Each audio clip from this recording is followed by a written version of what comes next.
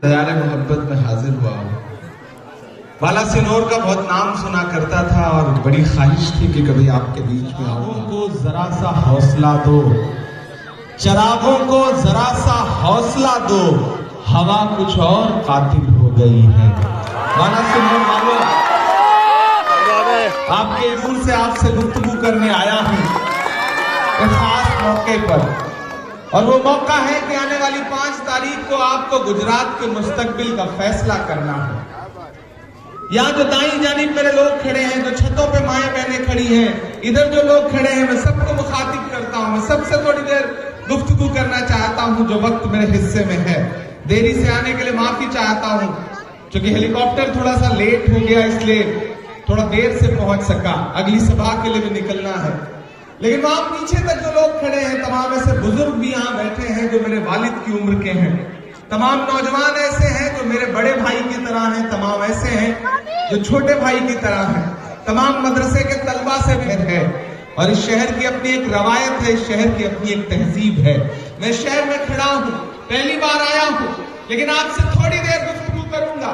मेरे भाई, मैं पिछले 2 हफ्ते से गुजरात के सफर पर हूँ और गुजरात के अलग अलग इलाकों में जाकर के आवाम से बात कर रहा हूँ, आवाम से बातचीत कर रहा हूँ, और उनके बीच में जाकर के जो गुस्सा मैंने देखा है लोगों का, आवाम का, इस भाजपा की सरकार के खिलाफ, इनकी 27 साल की बदहाली के खिलाफ आवाम में जो गुस्सा है, वो गुस्सा कल भी वोट में बदला और आने वाली 5 तारीख को भी वोट में बदलेगा।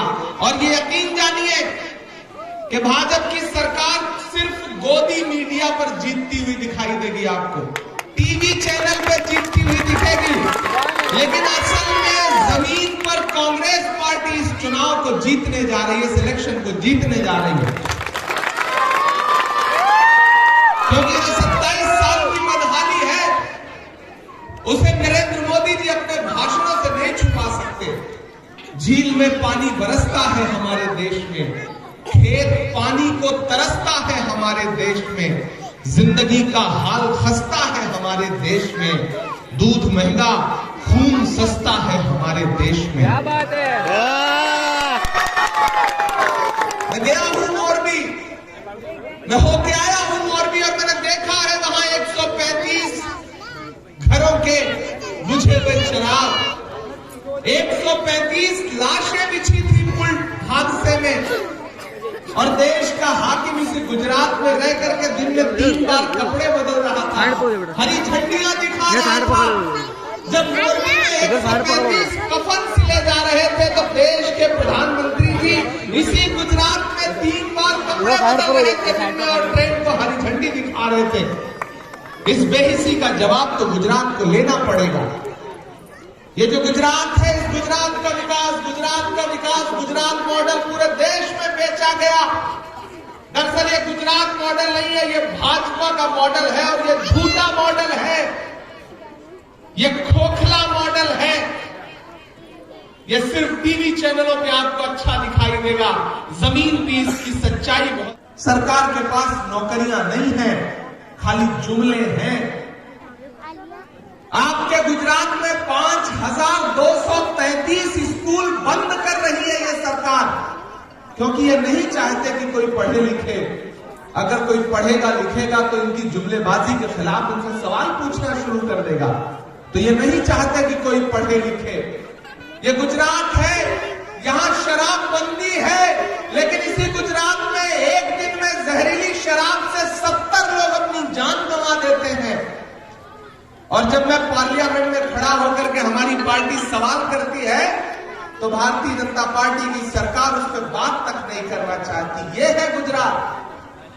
मेरे भाई, गुजरात के जो विकास का सच है वो बड़ा खोखला है।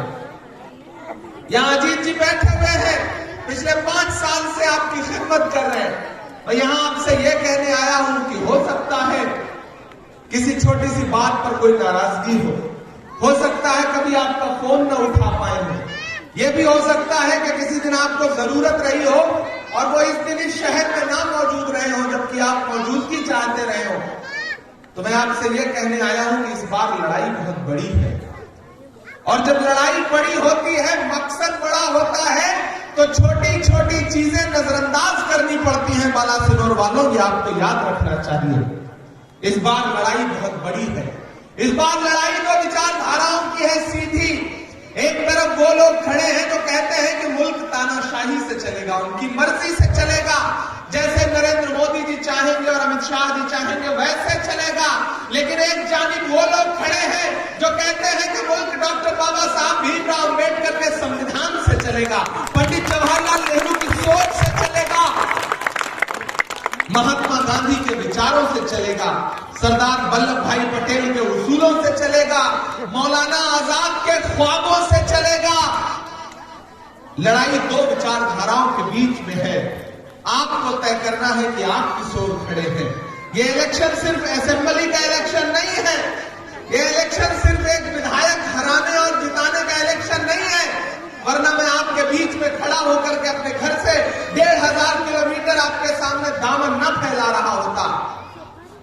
मैं तो ये कहने आया हूं कि इस बड़ी लड़ाई के मकसद को समझना पड़ेगा। ये जो चारों तरफ मुल्क में नफरतों का अंबार खड़ा किया गया है, इसके खिलाफ इस मुल्क में अगर कोई लड़ रहा है तो एक शख्स लड़ रहा है, अलग ऐलान, जो छाती ठोक के कहता है कि मैं आरएसएस की नफरत की राजनीति के खिलाफ खड़ा हूं। और वो सिर्फ खड़ा नहीं है, सिर्फ जुमले नहीं बोल रहा है, सिर्फ तकरीरें नहीं कर रहा है, वो आदमी कन्याकुमारी से पैदल चला है भारत को जोड़ने के लिए, जिसका नाम राहुल गांधी है। मेरे भाई, मैं आपसे ये कहने आया हूं कि पिछले 85-86 दिन से तकरीबन 3 महीने से एक शख्स हर दिन मुसलसल 25 किलोमीटर पैदल चल रहा है। उसका नारा क्या है? नफरत छोड़ो, भारत जोड़ो। मैं आपसे ये कहने आया हूं कि आप अजीत चौहान को अगर हाथ के पंजे के सामने वाला बटन दबा के एक वोट देंगे ना, तो वो एक वोट सिर्फ अजीत चौहान को नहीं जाएगा, आपका वोट राहुल गांधी के कदमों को ताकत देगा। आपका वो एक वोट इमरान प्रतापगढ़ी को हिम्मत देगा। आपका वो एक वोट उन मुनाफिकों से बदला मिलेगा जो पिछली बार अहमद पटेल मरहूम को वोट देने की बात आई थी तो जाकर के भाजपा के दामन में बैठ गए थे। उन मुनाफिकों को भी रास्ता दिखाने का काम करेगा। आपका वो एक वोट गुजरात में जो सरकार है और इसका जो 27 साल सिर्फ और सिर्फ आरएसएस का छोटा रिचार्ज है, बड़ा वाला नहीं। पहले जो हज का रिचार्ज आता था ना, छोटा पैक, वो वाला रिचार्ज है। तो मैं आपसे ये कहने आया हूं कि किसी झांसे में मत आइएगा, बरगलाने में मत आइएगा। आम आदमी पार्टी को दिया गया एक एक वोट सीधे भाजपा को जाएगा, याद रखिएगा। मैं आपसे ये गुजारिश करने आया हूं और यहां मुझे अच्छा लग रहा है कि सभा में सारे समाज के लोग बैठे हैं।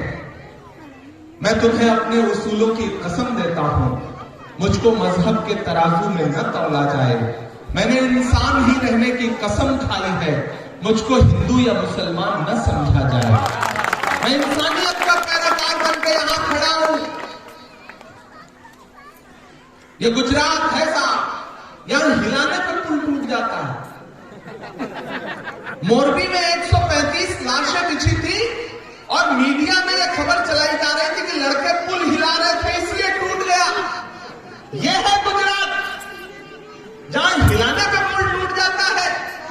यहां प्रधानमंत्री वंदे भारत ट्रेन रवाना करते हैं हरी झंडी दिखा के, और वो आगे जाकर के जब भैंस से लड़ती है तो भैंस नहीं मरती, ट्रेन का इंजन टूट जाता है। यह है गुजरात का विकास। आज भी वलसाड में टकराई है किसी जानवर से, फिर टूटी है। यह है गुजरात के विकास का सच। यहां के मंत्री, यहां की सरकार सड़कें बनवाते हैं और जब बाद में उद्घाटन के लिए सड़क पर नारियल फोड़ते हैं तो नारियल नहीं टूटता, सड़क टूट जाती है। यह है गुजरात के विकास का सच। तो मैं आपसे यह कहने आया हूं बालासिनोर वालों कि ये जो भाजपा का झूठा विकास है, एक चीज बहुत समझदारी से मेरी बात याद रखना।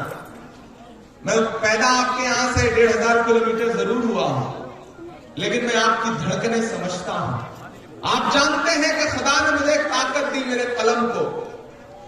मुझे आपके दिल की धड़कनों को तर्जुमानी देना आता है, लेकिन मुझे खुदा ने ताकत दी, मैंने उस ताकत का इस्तेमाल, मैंने अपने कलम का इस्तेमाल महबूबा के जुल्फ और आंचल पे शेर कहने के लिए नहीं किया। मैंने नजीब की मां के आंसुओं को अपनी नज़्मों में जगह दी।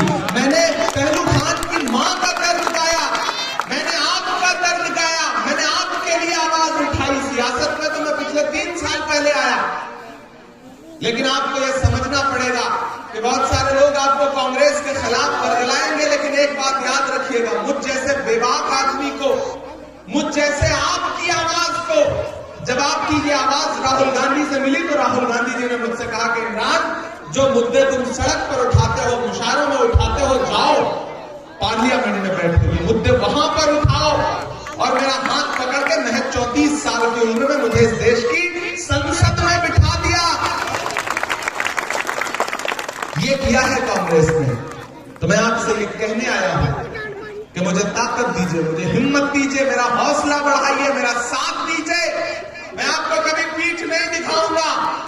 अजीत भाई को फिर से विधायक बनाइए, इन्हें यहाँ की असेंबली में पहुंचाइए, ये असेंबली में आपके लिए बोलेंगे, और अगर नहीं बोलेंगे तो मैं वादा करता हूं कि मैं दिल्ली की संसद में बैठ के लिए आपके बोलूंगा, आपके मुद्दे पर बात करूंगा। ये मेरा आपसे वादा है। मैं आपसे एक कहने आया हूं कि मरहूम अहमद पटेल नहीं रह गए तो इसका यह मतलब नहीं कि आप सियासी तौर पर यतीम हो गए हैं। आप बिल्कुल मत सोचिएगा, आपका एक बेटा दिल्ली में बैठा है आपके लिए लड़ने के लिए। मैं आपके बीच में यही यकीन दिलाने आपको आया हूं कि अजीत साहब को जिताइए। ये इलेक्शन बहुत अहम है। भाजपा के लोग आपको झांसा देंगे, लेकिन मैं सोमनाथ से लेकर, जूनागढ़ से लेकर, राजकोट से लेकर, सूरत से लेकर, गोधरा से लेकर के, भरूच होते हुए वडगाम से लेकर के, सिद्धपुर से लेकर के, कड़ी से लेकर पूरा अहमदाबाद घूम करके आपके बीच में पहुंचा हूं। मैं पूरी जिम्मेदारी से बता रहा हूं कि गुजरात में 27 साल की भाजपा सरकार बदलने जा रही है, बदलने जा रही है, बदलने जा रही है। इसके लिए आपको मुत्तहिद रहना है, एकजुट रहना है। और जिस तरह पिछली बार 10,000 वोट से जीते थे आप अजीत भाई, इस बार आंकड़ा नहीं बढ़ा तो फिर मेरे आने का मतलब ही क्या रह जाएगा। मैं आपसे ये कहने आया हूं कि पिछली बार जितने वोट से जिताया था, इस बार उसका अंतर 2 गुना कर दीजिए। मेरी माओ बहनों, मैं आपसे ये कहने आया हूं खास तौर से कि भाजपा की सरकार ने अगर सबसे ज्यादा इस देश में किसी को परेशान किया है तो वो महिलाओं को किया है। आटा, चावल, दूध, दही, छाछ, पनीर, लस्सी, क्या नहीं महंगा कर दिया। सुबह आप जब सालन बनाने के लिए, सब्जी बनाने के लिए रसोई में खाने वाला तेल डालती है कढ़ाई में ना, कुकर में, तो उसके साथ आंसू भी गिरता है, क्योंकि नरेंद्र मोदी ने जो रसोई का तेल 70 रुपए में था उसे 200 रुपए से भी ज्यादा महंगा कर दिया।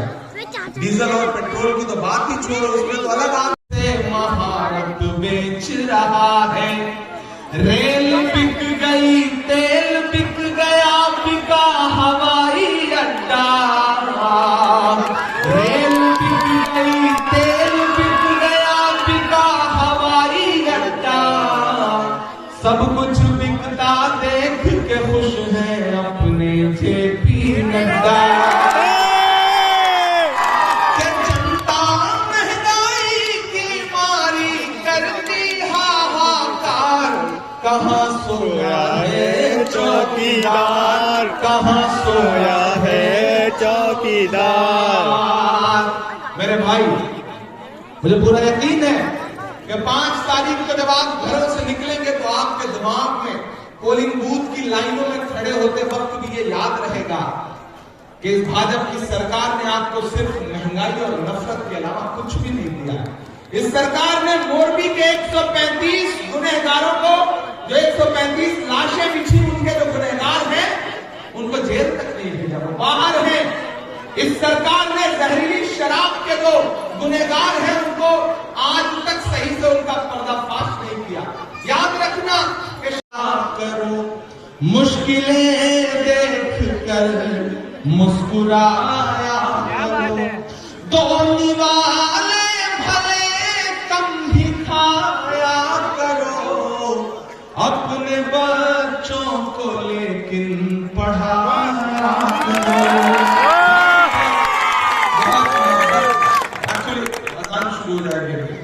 अच्छा है भी 2-3 मिनट बचे के मत समझना डराने से डर जाएंगे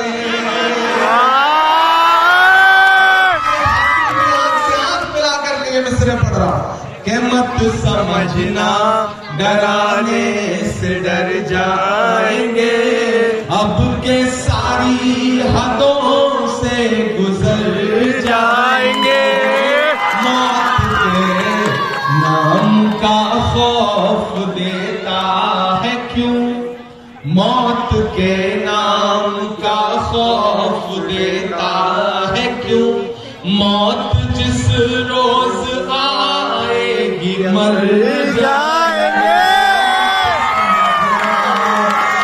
कि हमने ज़मज़म दिया आबे गंगा दिया तुमने भारत को दंगा ही दंगा दिया तुमने एक रंग के ख्वाब देखे मगर तुमने एक रंग के ख्वाब देखे मगर हमने हिंदुस्तान को तिरंगा दिया